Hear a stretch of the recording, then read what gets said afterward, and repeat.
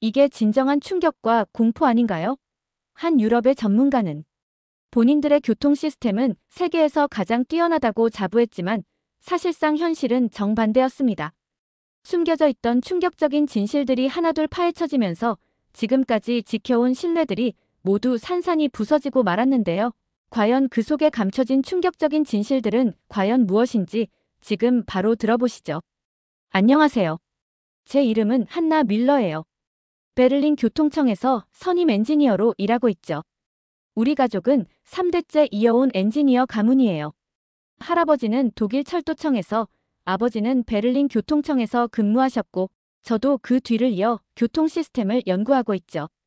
어릴 때부터 아버지 손을 잡고 지하철을 타면서 자연스럽게 교통 시스템을 공부했던 게 지금의 제 직업을 선택하게 된 계기가 된 것 같아요. 저는 독일인 특유의 꼼꼼함과 정확성을 가진 사람이에요. 매일 아침 정확히 같은 시간에 일어나서 같은 시간에 출근하죠. 직장에서도 모든 일을 체계적으로 처리하는 것으로 유명해요. 동료들은 저를 타임키퍼 한나라고 부르곤 하죠. 때로는 너무 융통성이 없다는 말도 듣지만 저는 이런 제 성격이 자랑스러워요. 매일매일 제게 주어진 시간을 제가 컨트롤해서 문제없이 하루를 보냈을 때 삶의 성취감을 느끼거든요. 그렇게 매일 정해진 루틴대로 연구원 생활을 한 지 3년째인 오늘, 저는 제 인생을 완전히 뒤바꿔 놓은 이야기를 들려드리려고 해요. 모든 것은 평화로운 어느 날 아침에 시작됐어요.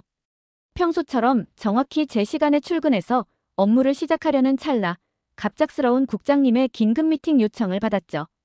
그것도 오전 회의가 시작되기도 전이었어요. 저희 교통청에서 긴급 미팅이라는 건 보통 큰 사고나 심각한 문제가 발생했을 때만 소집되거든요. 더욱 이상했던 건 어떤 사고 소식도 들리지 않았다는 거예요.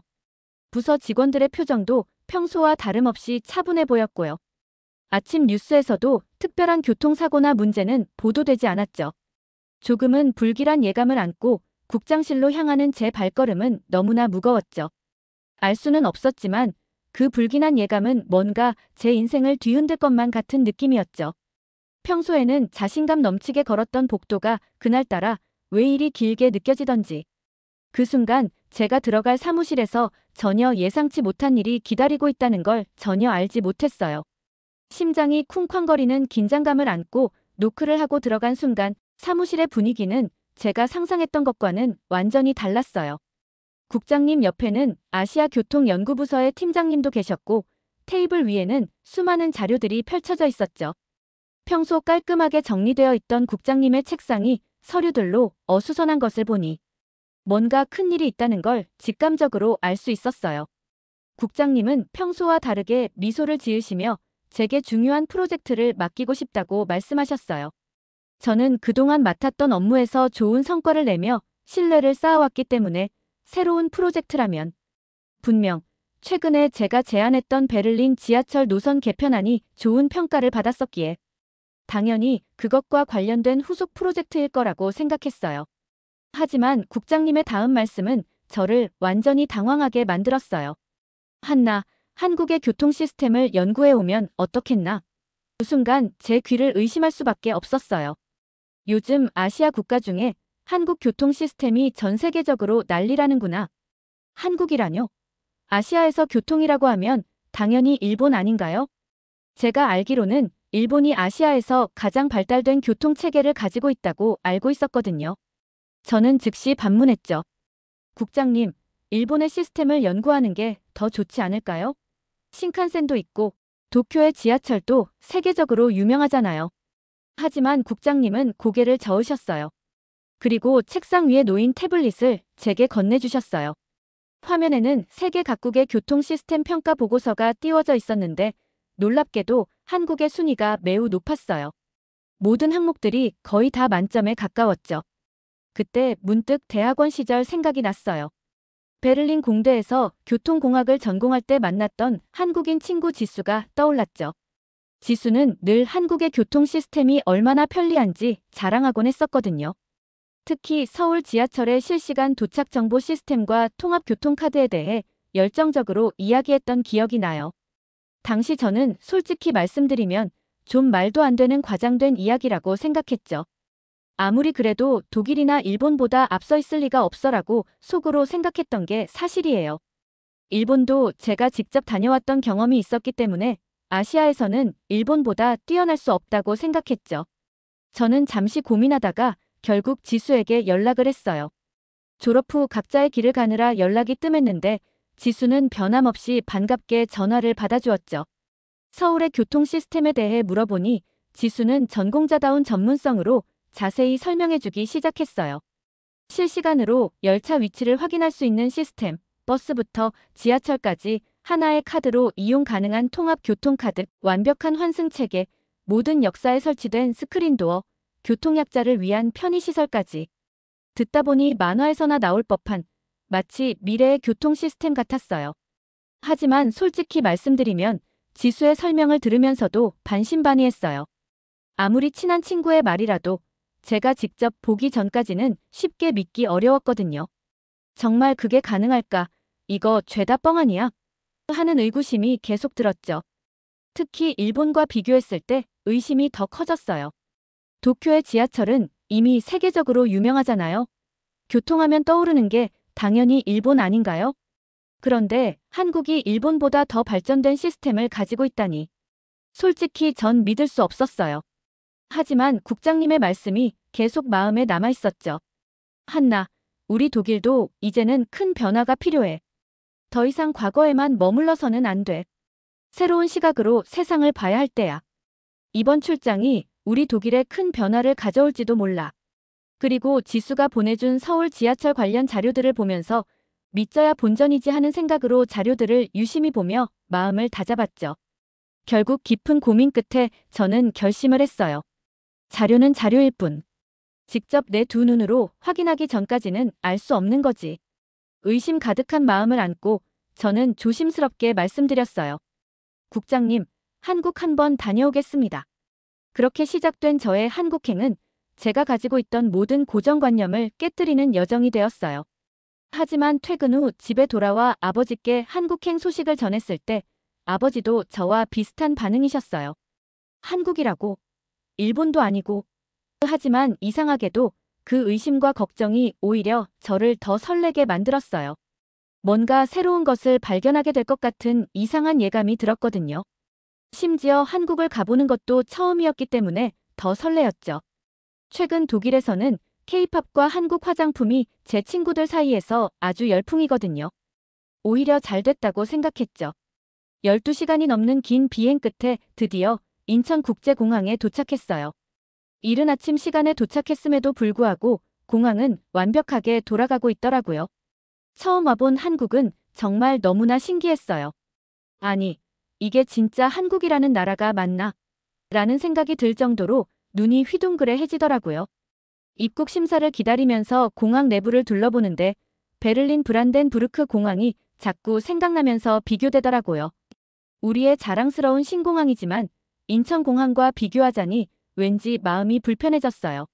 실내 디자인부터 안내 시스템까지 모든 것이 독일 공항이 전혀 생각나지 않을 정도로 뛰어났고 미래지향적으로 보였거든요.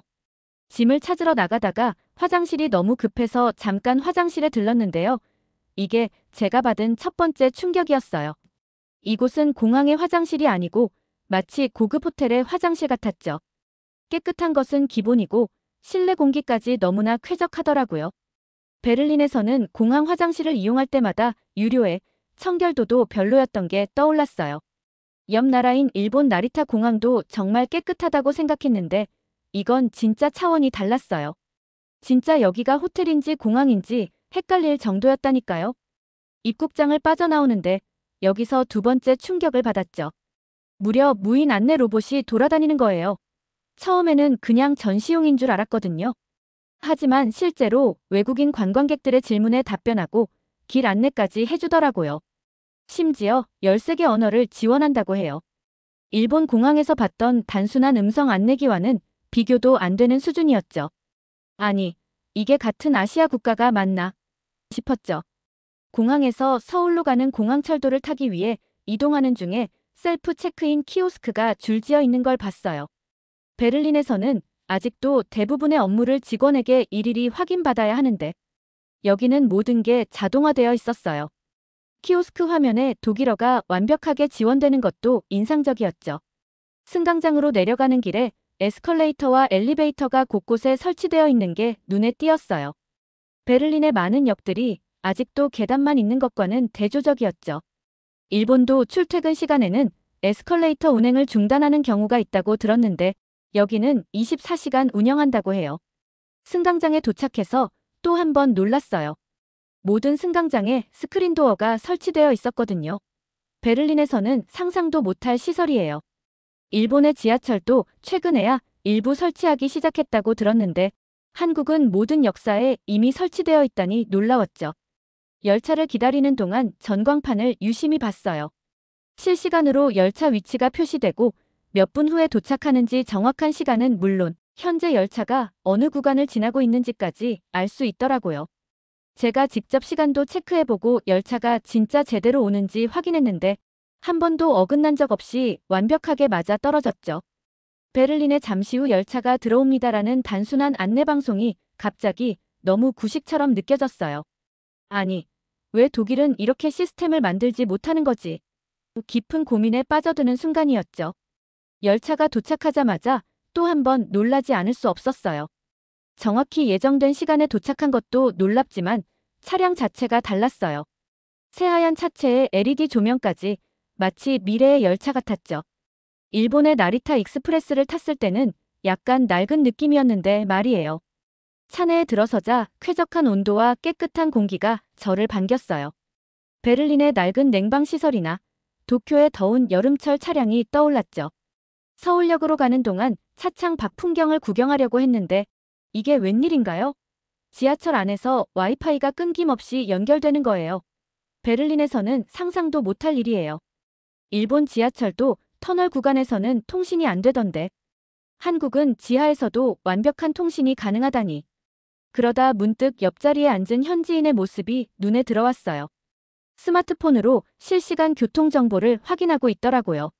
나중에 알고 보니 모든 교통수단의 실시간 위치와 도착 시간을 확인할 수 있는 앱이 있다고 해요. 우리는 아직도 종이 리플렛을 들고 다니는데 서울역에 도착해서 다른 지하철로 갈아타는 과정에서 또 한 번 놀랐어요. 환승 시스템이 너무나 체계적인 거예요. 베를린에서는 노선도를 보고 알아서 찾아가야 하는데 여기는 숫자만 따라가면 되더라고요. 도쿄역에서 환승할 때 복잡한 일본어 안내판 때문에 헤맸던 기억이 떠올랐죠. 특히 인상 깊었던 건 교통카드예요. 베를린에서는 구간별로 다른 티켓을 사야 하고 일본에서도 철도 회사마다 다른 카드를 써야 하는데 여기는 하나의 카드로 모든 대중교통을 이용할 수 있다니. 심지어 편의점에서도 사용할 수 있다고 하더라고요. 아니, 교통카드로 편의점에서 물건을 산다고. 진짜 이건 혁신 그 자체였죠. 지하철에 타서 둘러보니 CCTV가 곳곳에 설치되어 있었어요. 처음에는 굳이 필요한가? 카메라의 존재가 좀 불편하게 느껴졌는데 이게 전부 AI와 연결되어 있어서 긴급 상황이 발생하면 즉시 대응이 가능하다고 해요. 베를린의 경우 CCTV는 몇몇 열차만 있지만 실시간 모니터링이 제대로 안 되는 경우가 많은데 말이죠. 역사 내 시설들도 정말 인상적이었어요. 화장실은 기본이고 수유실, 문화공간까지 있더라고요. 심지어 일부 역에는 도서관이나 작은 박물관도 있다고 해요.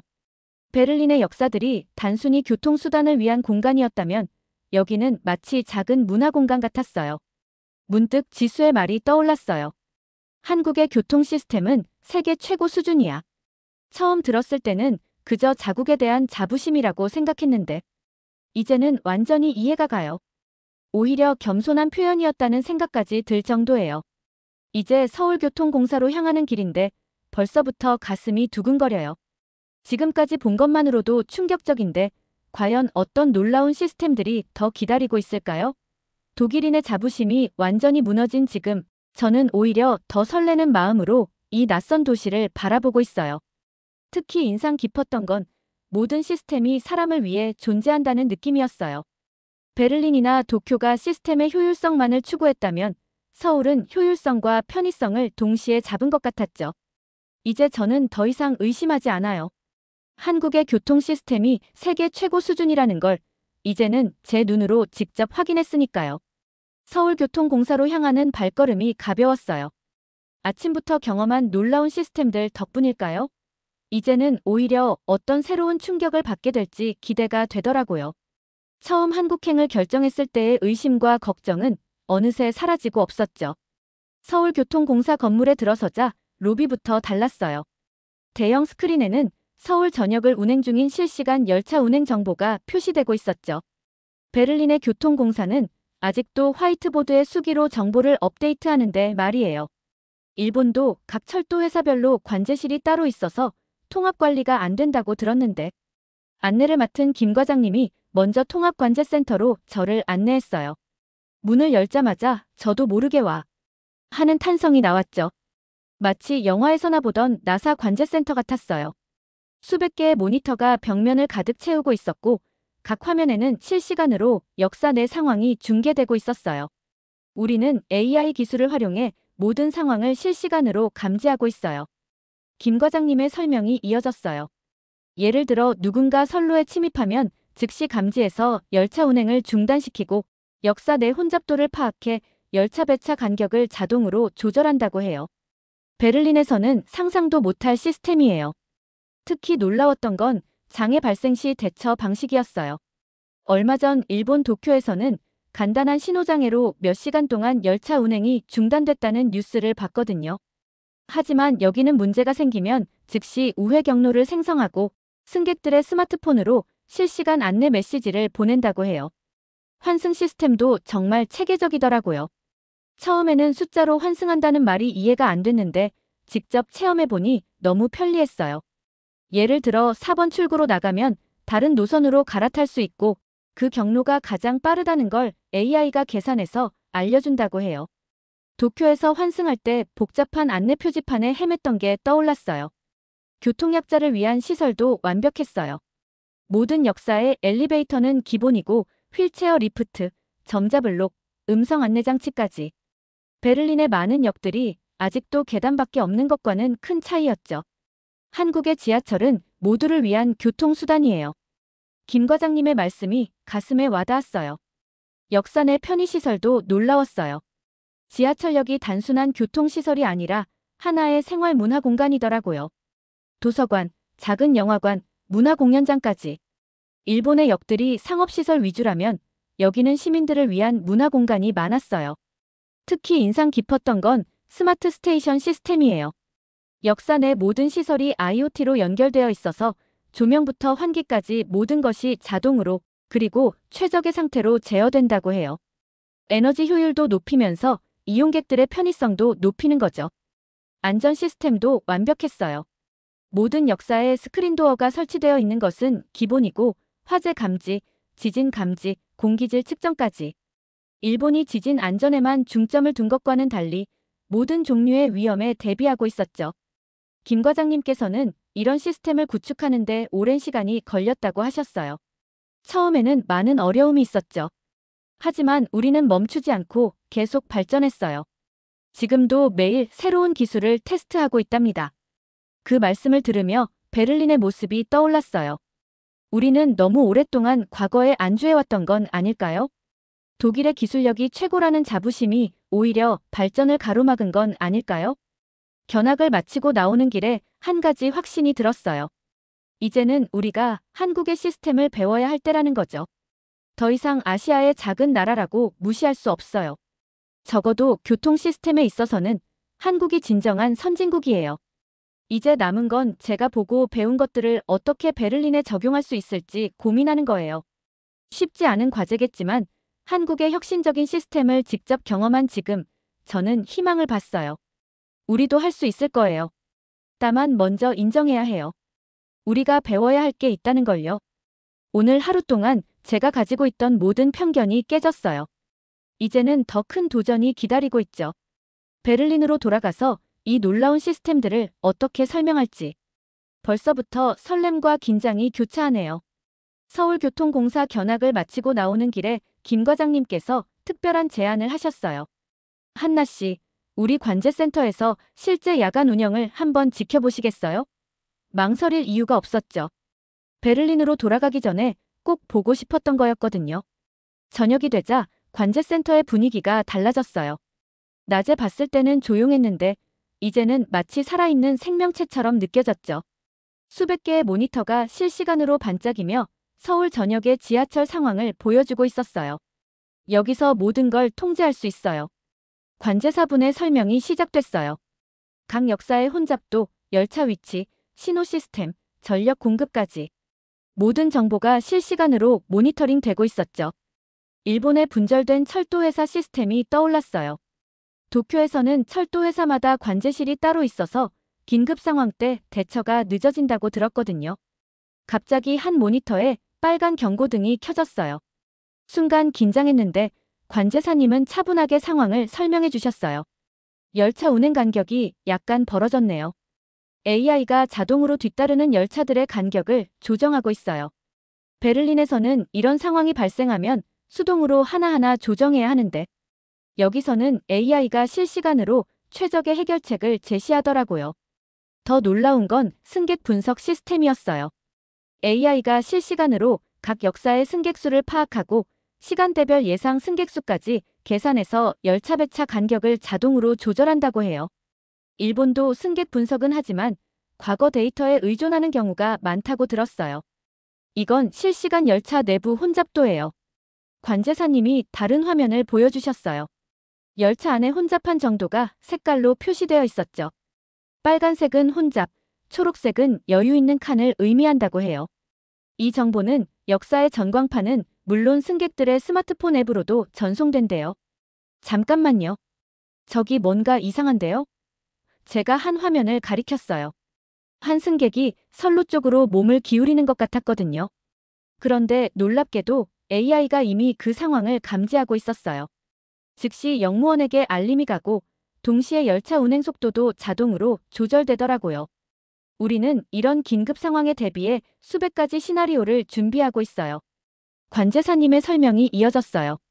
지진, 화재, 테러 등 모든 상황에 대한 대응 매뉴얼이 AI에 입력되어 있다고 해요. 얼마 전 일본에서 간단한 신호장애로 몇 시간 동안 열차가 멈췄던 뉴스가 떠올랐어요. 밤이 깊어갈수록 더 많은 것을 보고 배웠어요.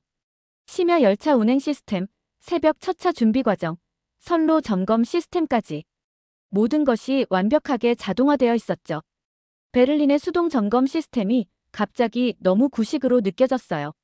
사실 처음부터 이렇게 좋은 시스템을 가진 건 아니에요.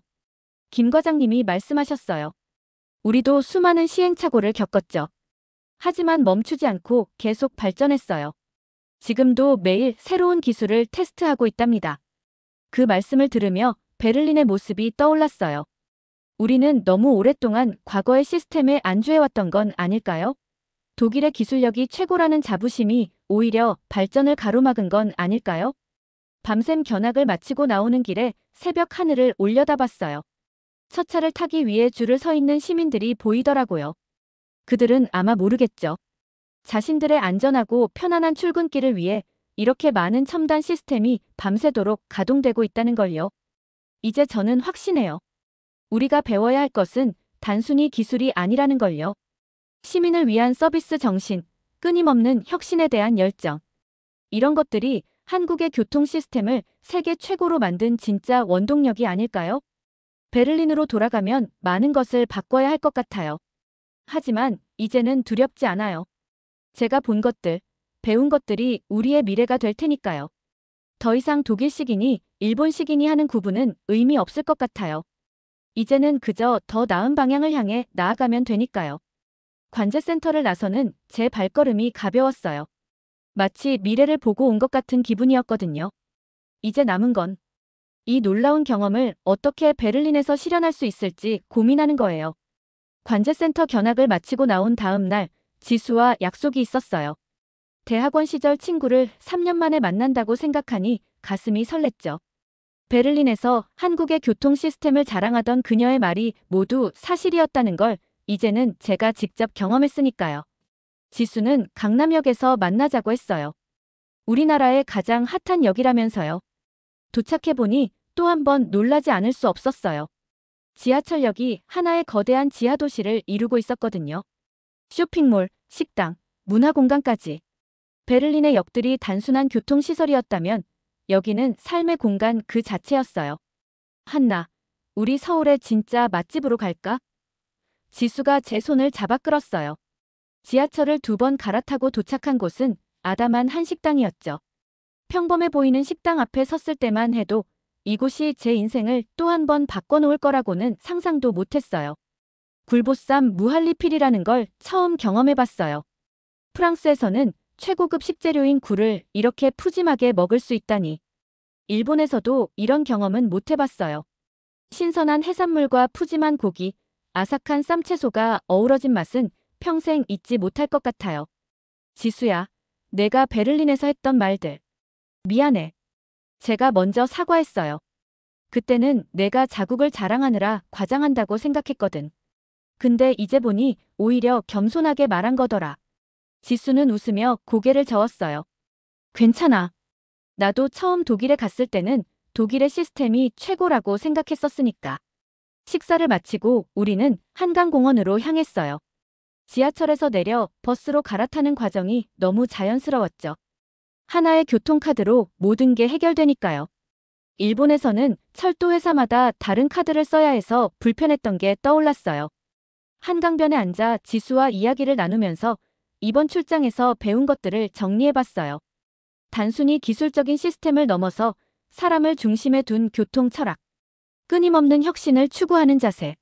이런 것들이 한국을 세계 최고의 교통 시스템을 가진 나라로 만들었다는 걸 이제는 확실히 알겠더라고요. 베를린으로 돌아가면 많은 것을 바꿔야겠어. 제 말에 지수가 걱정스러운 눈빛을 보냈어요. 쉽지 않을 텐데. 맞아요. 오랜 전통과 관습을 바꾸는 건 정말 어려운 일이에요. 하지만 이제는 확신이 있어요. 우리도 할 수 있다는. 귀국 전날 마지막으로 지하철을 타면서 모든 역과 차량들을 유심히 살펴봤어요. 이제는 낯설지 않은 풍경들이 오히려 더 특별하게 느껴지더라고요. 스크린도어에 반짝이는 유리면에 비친 제 모습이 달라 보였어요. 한국에 올 때의 의심 많고 고집스러운 엔지니어가 아닌 새로운 가능성을 발견한 엔지니어로요. 베를린 브란덴부르크 공항에 도착해서야 깨달았어요. 제가 얼마나 큰 편견을 가지고 있었는지를요. 선진국이라는 이름 아래 스스로를 과대평가했던 건 아닐까요? 반대로 아시아의 작은 나라라며 한국을 과소평가했던 건 아닐까요? 이제 저는 베를린 교통청으로 돌아가 새로운 도전을 시작해야 해요. 많은 반대와 어려움이 있겠지만 한국에서 배운 혁신의 정신으로 이겨낼 수 있을 거예요. 그리고 언젠가 베를린의 지하철도 서울의 지하철처럼 세계인들의 찬사를 받는 날이 오겠죠. 다음에 베를린에 오면 더 발전된 모습을 보여줄게. 공항에서 지수와 헤어지며 한 약속이에요. 그녀는 빙그레 웃으며 대답했죠. 기대할게. 그때는 내가 독일어를 더 잘하고 있을지도 몰라. 비행기 안에서 창밖을 바라보며 생각했어요. 이번 출장은 단순한 업무가 아닌 저의 고정관념과 편견을 깨는 여정이었다고요. 이제 저는 새로운 시각으로 세상을 보게 됐어요. 그리고 그 변화는 아이러니하게도 제가 가장 의심했던 나라에서 시작됐네요. 서울에서의 마지막 날, 숙소 창밖으로 보이는 도시의 야경을 오래도록 바라봤어요. 수많은 지하철이 도시의 혈관처럼 뻗어나가는 모습이 아름답게 느껴졌죠. 이제는 알아요. 진정한 혁신은 편견 없는 마음에서 시작된다는 걸요. 그리고 저는 그 첫걸음을 내딛었답니다. 지금까지의 사연, 어떻게 들으셨나요? 이제는 한국이 진정한 기술 강대국으로 바뀌고 있다는 걸 제대로 느낄 수 있는 사연이었던 것 같습니다. 다음에 더 재밌는 사연으로 돌아올게요. 구독과 좋아요, 알림 설정 부탁드리겠습니다. 감사합니다.